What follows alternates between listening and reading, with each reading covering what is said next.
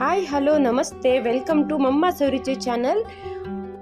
ಯಾರೆಲ್ಲ ನನ್ನ ಚಾನಲನ್ನು ಇನ್ನೂ ಸಬ್ಸ್ಕ್ರೈಬ್ ಮಾಡ್ಕೊಂಡಿಲ್ಲ ಟಕ್ ಅಂತ ಸಬ್ಸ್ಕ್ರೈಬ್ ಮಾಡ್ಕೊಳ್ಳಿ, ಪಕ್ಕದಲ್ಲಿರೋ ಬೆಲ್ ಐಕನನ್ನು ಪ್ರೆಸ್ ಮಾಡಿ. ಗೌರಿ ಗಣೇಶ ಹಬ್ಬ ಬರ್ತಾ ಇದೆ ಅಲ್ವಾ, ಅದಕ್ಕೋಸ್ಕರ ನಾವು ತುಂಬ ಸಿಂಪಲ್ಲಾಗಿ ಈಸಿಯಾಗಿ ಕ್ರಿಸ್ಪಿ ಆಗಿರುವಂತಹ ಚಕ್ಲಿಯನ್ನು ಬೇಗನೆ ಮಾಡ್ಕೊಳ್ಬೋದಾದಂತಹ ವಿಧಾನದಲ್ಲಿ ನಾನು ತಿಳಿಸ್ತಾ ಇದ್ದೀನಿ. ವಿಡಿಯೋನ ಎಲ್ಲೂ ಸ್ಕಿಪ್ ಮಾಡ್ದೇನೆ ಕೊನೆ ತನಕ ನೋಡಿ. ಇವತ್ತು ನಾವು ಮಾಡ್ತಾ ಇರೋ ಚಕ್ಲಿ ಕೋಕೋನಟ್ ಚಕ್ಲಿ. ತೆಂಗಿನಕಾಯಿ ಹಾಲನ್ನು ಉಪಯೋಗಿಸ್ಕೊಂಡು ಚಕ್ಲಿನ ಮಾಡೋಣ.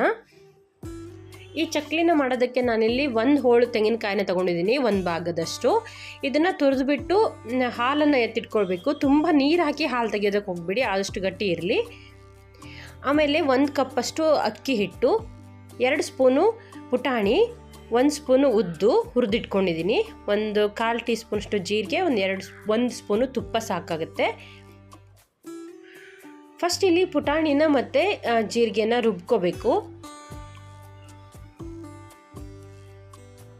ಇದರೊಟ್ಟಿಗೆ ಉದ್ದನ್ನು ಸೇರಿಸ್ಬಿಟ್ಟು 3 ಸಣ್ಣದಾಗಿ ರುಬ್ಕೋಬೇಕು. ನೀರು ಹಾಕೋದು ಬೇಡ, ಹಾಗೆಯೇ ರುಬ್ಬಿ ಎತ್ತಿಟ್ಕೊಳ್ಳೋಣ. ನಂತರ ಅಕ್ಕಿ ಹಿಟ್ಟು ಹಾಗೆಯೇ ರುಬ್ಕೊಂಡಿದ್ವಲ್ಲ ಮಿಶ್ರಣ, ಇದೆಲ್ಲವನ್ನು ಸೇರಿಸಿ ಒಂದು ಸಲ ಜರಡಿ ಇಟ್ಕೊಳ್ಳೋಣ.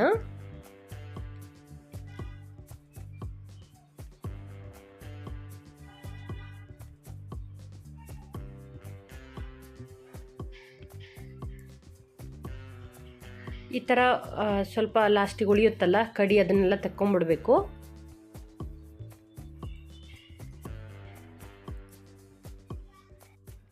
ಆಮೇಲೆ ಈ ಹಿಟ್ಟಿಗೆ ರುಚಿಗೆ ತಕ್ಕಷ್ಟು ಉಪ್ಪು ಹಾಗೆಯೇ ಬಿಸಿ ತುಪ್ಪನ ಹಾಕ್ಕೋಬೇಕು.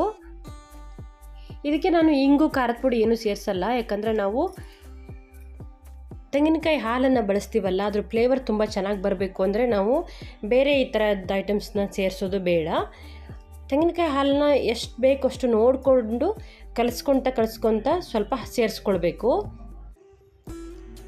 ಒಂದೇ ಸಲ ಹಾಕೊಂಡ್ಬಿಟ್ರೆ ಜಾಸ್ತಿ ಆಗಿಬಿಡುತ್ತೆ. ಹಾಗಾಗಿ ನಿಧಾನಕ್ಕೆ ಸ್ವಲ್ಪನೇ ಹಾಲನ್ನ ಸೇರಿಸ್ಕೊಳ್ತಾ ಕಲಿಸ್ಬೇಕು.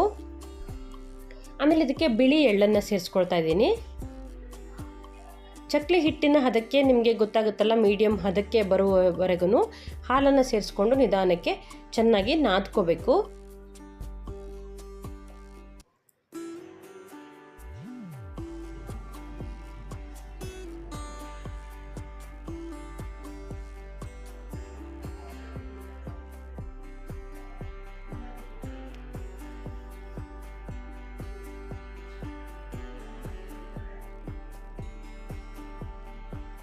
ಈ ರೀತಿ ಚೆನ್ನಾಗಿ ನಾದ್ಕೊಂಡು ಉಂಡೆ ಮಾಡಿ ಇಟ್ಕೊಳ್ಳೋಣ. ನೋಡಿ, ಇಷ್ಟು ಸ್ಮೂತಾಗಿ ಬಂದರೆ ಸಾಕಾಗುತ್ತೆ.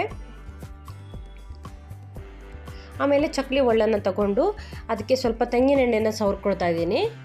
ನೀವು ಬೇರೆ ಯಾವುದೇ ಎಣ್ಣೆನ ಸವರ್ಕೊಳ್ಬೋದು.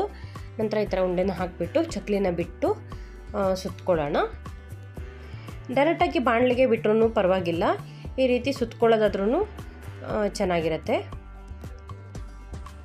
ನಿಮ್ಗೆ ಯಾವ ಥರ ಈಸಿ ಅನಿಸುತ್ತೆ ಆ ಥರ ಮಾಡ್ಕೊಳ್ಬೋದು.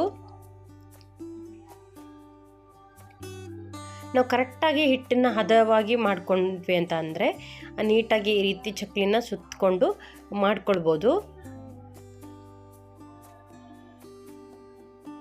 ತುಂಬ ತೆಳ್ಳಗೂ ಮಾಡ್ಕೊಳಕ್ಕೆ ಹೋಗಬಾರ್ದು, ಹಾಗೆಯೇ ಗಟ್ಟಿ ಕೂಡ ಮಾಡ್ಕೊಳಕ್ಕೆ ಹೋಗಬಾರ್ದು. ಇವಾಗ ನಾನು ಚಕ್ಲಿ ರೆಡಿಯಾಗೋ ಅಷ್ಟರಲ್ಲಿ ಎಣ್ಣೆನ ಕೂಡ ಕಾಯಲಿಕ್ಕೆ ಇಟ್ಟಿದ್ದೀನಿ. ಎಣ್ಣೆ ಕಾದ ನಂತರ ಚಕ್ಲಿನ ಹಾಗೆಯೇ ಬಿಟ್ಬಿಟ್ಟು ಬೇಯಿಸ್ಕೊಳ್ಳೋಣ.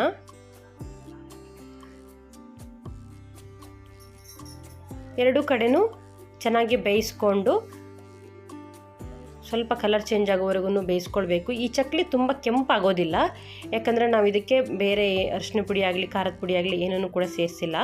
ಹಾಗೆಯೇ ಕಾಯಿ ಹಾಲನ್ನು ಉಪಯೋಗಿಸಿ ಮಾಡಿದ್ದೀವಲ್ಲ, ಹಾಗಾಗಿ ತುಂಬ ಕಲರ್ ಕೆಂಪಾಗೋ ತನಕ ಬೇಯಿಸೋ ಅಗತ್ಯ ಇಲ್ಲ. ನೋಡಿ, ಈ ಹದಕ್ಕೆ ಬಂದರೆ ಸಾಕಾಗುತ್ತೆ. ನೋಡಿದ್ರಲ್ಲ, ತೆಂಗಿನಕಾಯಿ ಹಾಲಿನ ಚಕ್ಲಿನ ಎಷ್ಟು ಈಸಿಯಾಗಿ ಮಾಡ್ಕೊಳ್ಬೋದು ಅಂತ. ಅಷ್ಟೇ ಕೂಡ ಟೇಸ್ಟಿ, ಹಾಗೆಯೇ ಒಳ್ಳೆ ಫ್ಲೇವರ್ ಕೂಡ ಇರುತ್ತೆ.